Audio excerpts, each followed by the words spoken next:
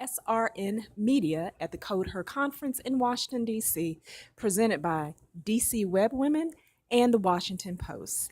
And we have with us Regine Gilbert, who will be presenting on user experience and accessibility. And she is a pretty popular sister.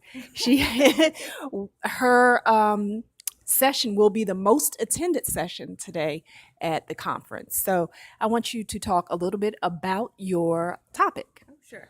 So I'll be discussing user experience and accessibility, and we're going to go through some of the basics of accessibility and user experience, and then I'm going to lead them through a workshop of actually creating a prototype for somebody with a disability.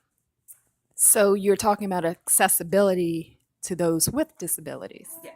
All right, so how does that play out into the workforce, and why is that so important? Because I know roughly about 10% of the population has some sort of disability. So why is that so important?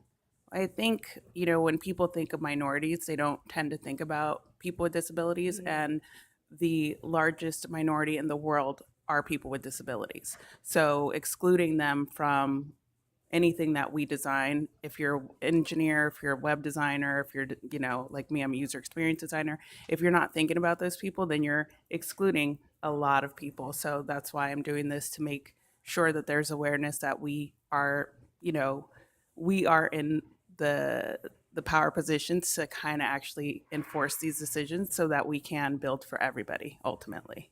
So tell me how that became your niche or your area of expertise.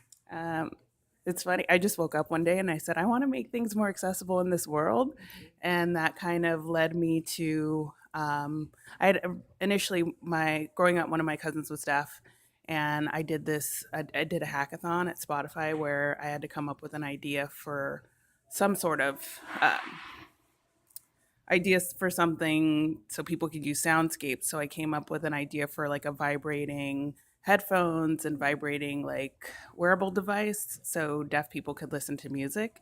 And then I started thinking maybe I could make this, and research, and there are already products out there, like it's like a subwoofer that people can wear on their back so they could, where they can't hear the music but they can feel the bass.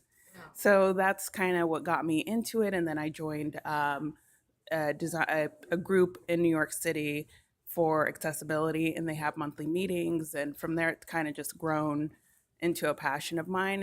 And I'm no expert by any means. I learn something new every day, but I do truly love talking about it. So that's how I got into it, and that's why I'm here today.